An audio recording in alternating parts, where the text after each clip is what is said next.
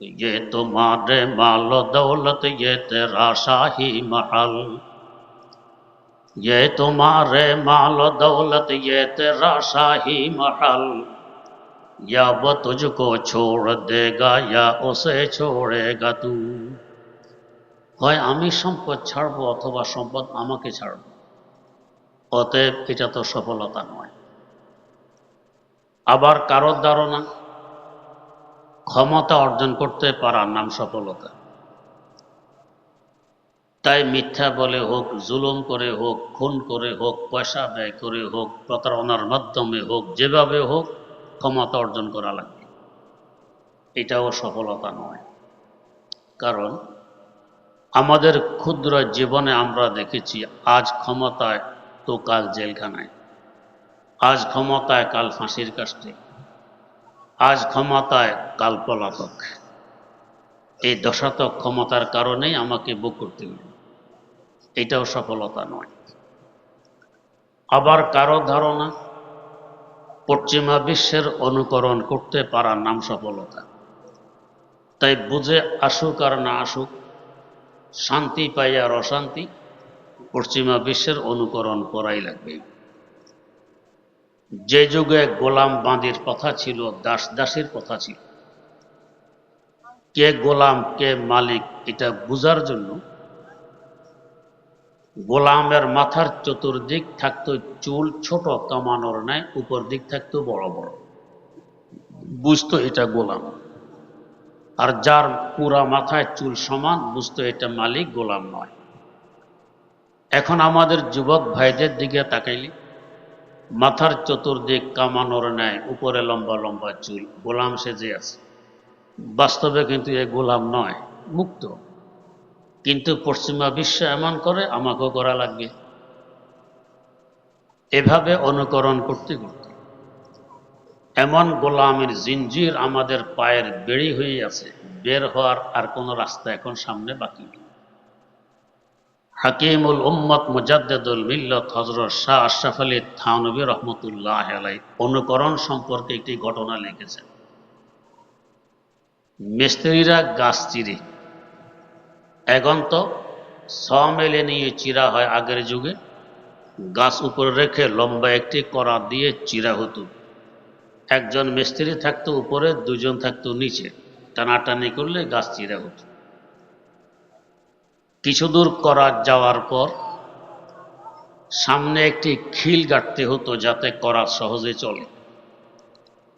আশেপাশে কিছু বানর আছে, এরা দেখতেছে কিভাবে করাত চালায়। মিস্ত্রিরা করাত আপন জায়গায় রেখে ঘরে গেছে খাওয়া দাওয়া করতে। এই সুযোগে বানর তিনটে এসে একটা বড় মিস্ত্রি উপরে, দুইটা ছোট মিস্ত্রি নিচে গাছ চিরবে। করাত টানাটানি করে দেখে করাত তো নড়ে না। না নড়লে কি করতে হয় জানা তো আছে, খিল সামনে নিয়ে গাড়লেই একটু ডিল হবে, করাত নড়বে। বড় মিস্ত্রি উপরে একবারে ঠিকঠাক বসে খিল নাড়তেছে, এটা তুলে সামনে নিয়ে গাড়বে। সে যে বসে খিল নাড়তেছে, পরনে কিন্তু লুঙ্গি পায়জামা তো কিছু নেই, ফাঁকে দিয়ে থইলে ঝুলতেছে। খিল নাড়তে নাড়তে হঠাৎ যখন খিল উঠে গেছে, গাছের দুই পাল্লা তো মিশে গেছে, থইলি তো চিকার ভিতরে। এখন চিৎকার, ছোট দুইটা করাত ছুঁয়ে ভাগছে। বড় মিস্ত্রির এই দশা, আমাদের আবার কি বিপদ আসে। বেচারা তো ভাগতে পারতেছে না, থইলি তো চিকার ভিতরে। মিস্ত্রিরা খাওয়া দাওয়া করে এসে দেখে বানর লাফালাফি করতেছে। ব্যাপার কি, কাছে এসে গেছি এরপরও সে ভাগে না, কারণ কি? আরো কাছে এসে দেখে, আরে ভাগবে কি করে, থইলি তো চিকার ভিতরে, এটা দেখে তো আর ভাগতে পারতেছে না।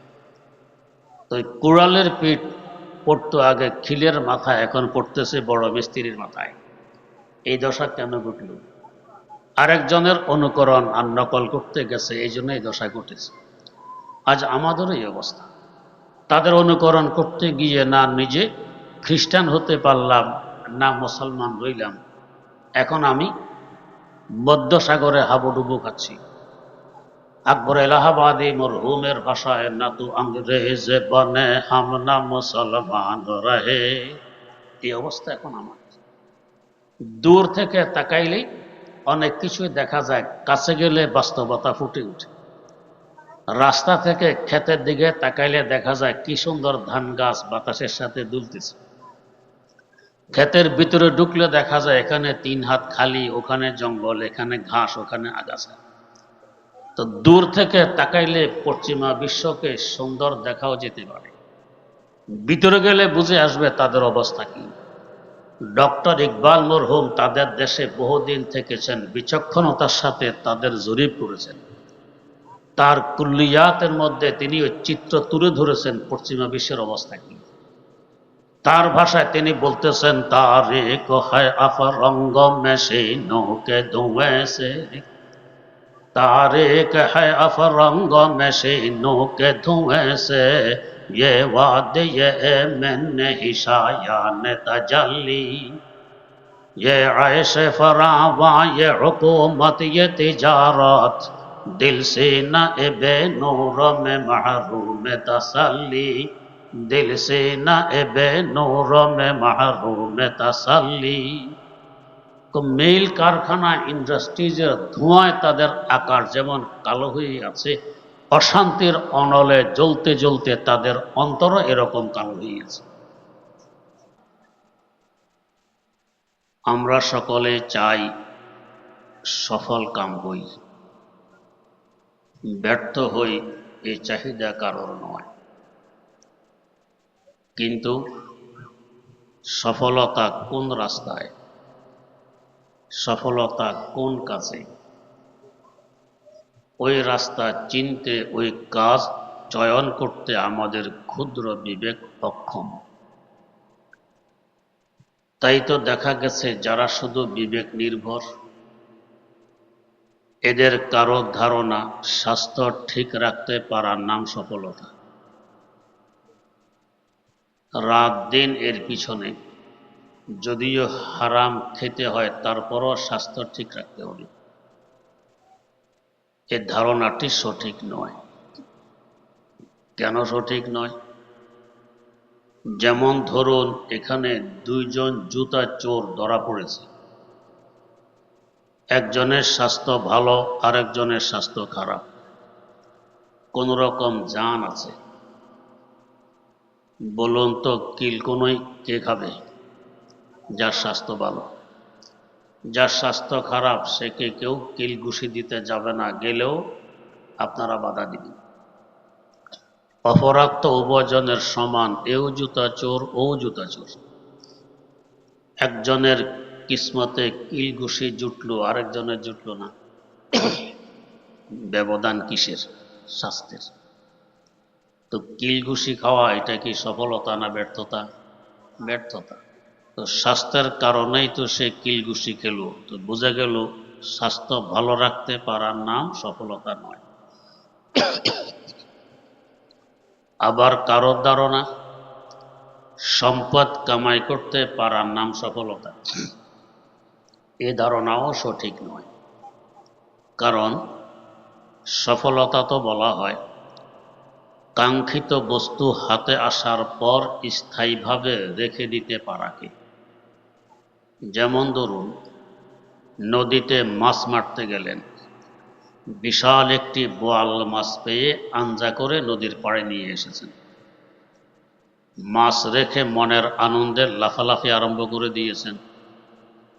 বোয়ালেরও চক্ষু আছে, আপনাকে লাফ দিতে দেখে তারও লাফ দেওয়ার কথা মনে পড়ে গেছে, জোরে সোরে এক লাফ মারল, নদীতে পৌঁছে গেল। বলুন তো এটা সফলতা না ব্যর্থতা? ব্যর্থতা। বরং যে মাছ মোটো পায়নি তার থেকে আপনার ব্যর্থতা আরো মারাত্মক। যে পরিমাণ আফসোস আপনি করবেন এই পরিমাণ আফসোস ও করবেন। এবার আসুন সম্পদের কাছে। যদি আমি সম্পদ কামাই করতেও পারি, স্থায়ীভাবে কি আমার কাছে রেখে দিতে পারবো? হয়তো আমার জীবদ্দশায় সম্পদ আমাকে পথের ফকির বানিয়ে আরেকজনের কবলে চলে যাবে, অথবা সম্পদের পাহাড় আপন জায়গায় রেখে আমি কবর জগতে পৌঁছে যাব। এই 2 অবস্থা থেকে তো খালি নয়। ये तुम्हारे माल दौलत ये तेरा शाही महल, ये तुम्हारे माल दौलत ये तेरा शाही महल, या वो तुझको छोड़ देगा या उसे छोड़ेगा तू। হয় আমি সম্পদ ছাড়বো অথবা সম্পদ আমাকে ছাড়বো। অতএব এটা তো সফলতা নয়।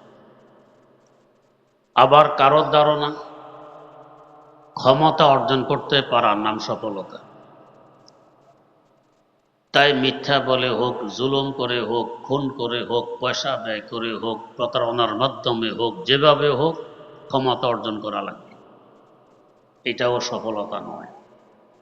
কারণ আমাদের ক্ষুদ্র জীবনে আমরা দেখেছি, আজ ক্ষমতায় তো কাল জেলখানায়, আজ ক্ষমতায় কাল ফাঁসির কাষ্টে, আজ ক্ষমতায় কাল পলাতক। এই দশা তো ক্ষমতার কারণেই আমাকে ভোগ করতে হবে। এটাও সফলতা নয়। আবার কারো ধারণা পশ্চিমা বিশ্বের অনুকরণ করতে পারার নাম সফলতা। তাই বুঝে আসুক আর না আসুক, শান্তি পাই আর অশান্তি, পশ্চিমা বিশ্বের অনুকরণ করাই লাগবে। যে যুগে গোলাম বাঁধির কথা ছিল, দাস দাসীর কথা ছিল, কে গোলাম কে মালিক এটা বুঝার জন্য গোলামের মাথার চতুর্দিক থাকতো চুল ছোট কামানোর ন্যায়, উপর দিক থাকতো বড় বড়, বুঝতো এটা গোলাম। আর যার পুরা মাথায় চুল সমান, বুঝতো এটা মালিক, গোলাম নয়। এখন আমাদের যুবক ভাইদের দিকে তাকাইলে মাথার চতুর্দিক কামানোর ন্যায়, উপরে লম্বা লম্বা চুল, গোলাম সেজে আছে। বাস্তবে কিন্তু এ গোলাম নয়, মুক্ত। কিন্তু পশ্চিমা বিশ্ব এমন করে, আমাকেও করা লাগবে। এভাবে অনুকরণ করতে করতে এমন গোলামের জিনজির আমাদের পায়ের বেড়ি হয়ে আছে, বের হওয়ার আর কোনো রাস্তা এখন সামনে বাকি নেই। হাকিমুল উম্মত মুজাদ্দেদুল মিল্লত হযরত শাহ আশরাফ আলী থানভী রহমতুল্লাহ আলাইহি অনুকরণ সম্পর্কে একটি ঘটনা লিখেছেন। মিস্ত্রিরা গাছ চিরে, এখন তো মেলে নিয়ে চিরা হয়, আগের যুগে গাছ উপরে রেখে লম্বা একটি করা দিয়ে চিরা হতো। একজন মিস্ত্রি থাকতো উপরে, দুজন থাকতো নিচে, টানাটানি করলে গাছ চিরা হতো। কিছু দূর করা যাওয়ার পর সামনে একটি খিল গাঁটতে হতো, যাতে করাত সহজে চলে। আশেপাশে কিছু বানর আছে, এরা দেখতেছে কিভাবে করাত চালায়। মিস্ত্রিরা করাত আপন জায়গায় রেখে ঘরে গেছে খাওয়া দাওয়া করতে। এই সুযোগে বানর তিনটে এসে, একটা বড় মিস্ত্রি উপরে, দুইটা ছোট মিস্ত্রি নিচে গাছ চিরবে। করাত টানাটানি করে দেখে করাত তো নড়ে না। না নড়লে কি করতে হয় জানা তো আছে, খিল সামনে নিয়ে গাড়লেই একটু ডিল হবে, করাত নড়বে। বড় মিস্ত্রি উপরে একবারে ঠিকঠাক বসে খিল নাড়তেছে, এটা তুলে সামনে নিয়ে গাড়বে। সে যে বসে খিল নাড়তেছে, পরনে কিন্তু লুঙ্গি পায়জামা তো কিছু নেই, ফাঁকে দিয়ে থইলে ঝুলতেছে। খিল নাড়তে নাড়তে হঠাৎ যখন খিল উঠে গেছে, গাছের দুই পাল্লা তো মিশে গেছে, থইলি তো চিফের ভিতরে। এখন চিৎকার, ছোট দুইটা করাত ছুঁয়ে ভাগছে। বড় মিস্ত্রির এই দশা, আমাদের আবার কি বিপদ আসে। বেচারা তো ভাগতে পারতেছে না, থইলি তো চিফের ভিতরে। মিস্ত্রিরা খাওয়া দাওয়া করে এসে দেখে বানর লাফালাফি করতেছে। ব্যাপার কি, কাছে এসে গেছি, এরপরও সে ভাগে না, কারণ কি? আরো কাছে এসে দেখে, আরে ভাগবে কি করে, থইলি তো চিফের ভিতরে, এটা দেখে তো আর ভাগতে পারতেছে না। তো কুড়ালের পিঠ পড়তো আগে খিলের মাথায়, এখন পড়তেছে বড় মিস্ত্রির মাথায়। এই দশা কেন ঘটল? আরেকজনের অনুকরণ আর নকল করতে গেছে, এই জন্য এই দশা ঘটেছে। আজ আমাদেরও এই অবস্থা। তাদের অনুকরণ করতে গিয়ে না নিজে খ্রিস্টান হতে পারলাম, না মুসলমান রইলাম, এখন আমি মধ্যসাগরে হাবুডুবু খাচ্ছি। আকবর এলাহাবাদী মরহুমের ভাষায়, না তু আংরেজ বনে হাম না মুসলমান রহে। এই অবস্থা এখন আমার। দূর থেকে তাকাইলেই অনেক কিছুই দেখা যায়, কাছে গেলে বাস্তবতা ফুটে ওঠে। রাস্তা থেকে ক্ষেতের দিকে তাকাইলে দেখা যায় কি সুন্দর ধান গাছ বাতাসের সাথে দুলতেছে। ক্ষেতের ভিতরে ঢুকলে দেখা যায় এখানে 3 হাত খালি, ওখানে জঙ্গল, এখানে ঘাস, ওখানে আগাছা। তো দূর থেকে তাকাইলে পশ্চিমা বিশ্বকে সুন্দর দেখাও যেতে পারে, ভিতরে গেলে বুঝে আসবে তাদের অবস্থা কি। ডক্টর ইকবাল মরহুম তাদের দেশে বহুদিন থেকেছেন, বিচক্ষণতার সাথে তাদের জরিপ করেছেন। তার কুল্লিয়াতের মধ্যে তিনি ওই চিত্র তুলে ধরেছেন পশ্চিমা বিশ্বের অবস্থা কি। তার ভাষায় তিনি বলতেছেন, তারিক হয় আফরঙ্গ মেশে নৌকে ধুয়ে সে, तारिक है अफरंग में शीनों के धुएं से, ये वाद ये मैंने हिशायान तजल्ली, ये ऐश फरावा ये हुकूमत ये तिजारत, दिल से न एबे नूर में महरूम तसल्ली, दिल से न एबे नूर में महरूम तसल्ली। মিল কারখানা ইন্ডাস্ট্রিজের ধোঁয়ায় তাদের আকার যেমন কালো হয়ে আছে, অশান্তির অনলে জ্বলতে জ্বলতে তাদের অন্তর এরকম কালো হয়ে আছে। আজ আমাদের দেশের সন্তানেরা পিতামাতার অবাধ্য হয়, আমরা অস্বীকার করি না। এরপরও বৃদ্ধ পিতা বৃদ্ধা মাতাকে দুমুঠো ভাতের ব্যবস্থা করলে এ সন্তানই করে, মারা গেলে দাফন কাফনের ব্যবস্থা সন্তানই করে। পশ্চিমা বিশ্বে গিয়ে দেখুন কি অবস্থা। বৃদ্ধ পিতা দুকে দুকে ঘরে মারা যাচ্ছে, লাশ পচে দুর্গন্ধ ছড়িয়ে পড়লে পুলিশ এসে ঘরের দুয়ার ভেঙে তারপর লাশ বের করে।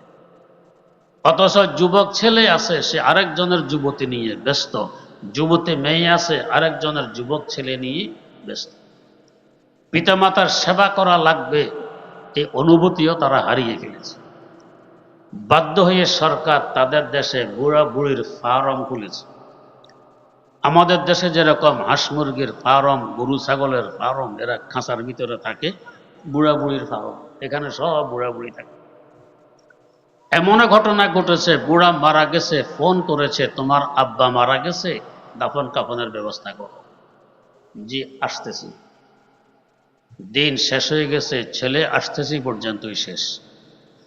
আবার ফোন করা হলো, লাশ তো ফুল আরম্ভ হয়ে গেছে, তুমি এখনো আসতেছ না। ছেলে উত্তর দেয়, সরি, আমি একটু ব্যস্ত আছি, দাফন কাপড় আপনারাই সেরে ফেলুন। এই হলো তাদের দেশের শান্তি আর অশান্তি। ওখান থেকে শান্তি আমদানি করতে চাইলে, সফলতা আমদানি করতে চাইলে সফলতা করতে গেছে, তাহলে সফলতা কোথায় পাওয়া যাবে? আল্লাহ রাব্বুল আলামিন জানায় দিলেন, বান্দা সফলতা বাইরে খুঁজতেছ কেন? সফলতার সম্পর্ক তোমার ভিতরে, ভিতরের সাথে সফলতার সম্পর্ক, ভিতরের সাথে ব্যর্থতার সম্পর্ক। সেটা কি? সেটা হলো কাদ আফলাহা মান যাক্কাহা ওয়া কাদ খাবা মান দাসসাহা। যে তার আত্মাকে বিশুদ্ধ করেছে সে সফল কাম, যার আত্মা কলুষিত হয়ে আছে সে ব্যর্থ। এখন বুঝার প্রয়োজন, আত্মা বিশুদ্ধ হওয়া কাকে বলে। কথাটি একটু সূক্ষ্ম। আল্লাহ রাব্বুল আলামিন আমাদেরকে 10টি বস্তু দিয়ে সৃষ্টি করেছেন, 5টি আমাদের মধ্যে, 5টি বাইরে। আমাদের মধ্যে 5টি বস্তু যথাক্রমে আগুন, আমাদের ভিতরে আগুন আছে, তবেই তো শ্বাস নিঃশ্বাস গরম, প্রস্রাব গরম, রক্ত গরম, কারো মেজাজও থাকে গরম। বাতাস নাক মুখ দিয়ে গ্রহণ করি আবার ত্যাগ করি। পানি, চোখে পানি, মুখে পানি, গামে পানি, প্রস্রাবে পানি, নাকে পানি, মাটি তো আছে। এই 4 বস্তুর সমন্বয়ে একটি ভাব সৃষ্টি হয় যাকে বলা হয় নফস। এই 5 বস্তু আমার মধ্যে। এই 5 বস্তুর সকল জীব জানোয়ারের মধ্যেও আছে। এই হিসাবে জীব জানোয়ার আর মানুষের মধ্যে কোনো ব্যবধান নেই। হ্যাঁ, আরো 5টি বস্তু মানুষের আছে, এটা অন্য কোনো প্রাণী নেই। সেই 5টি বস্তু যথাক্রমে কলব। এক কলব তো ভিতরে আছে, কোরআন সুন্নাহ যে কলবের আলোচনা ওইটা ভিতরেরটা না, ওইটা বাইরে। 2 নম্বর রূহ, 3 নম্বর সির, 4 নম্বর খাফি, 5 নম্বর আখফা। এই 5 বস্তু থাকে বাইরে। কোথায় থাকে বাইরে? কথাটি একটু সূক্ষ্ম খেয়াল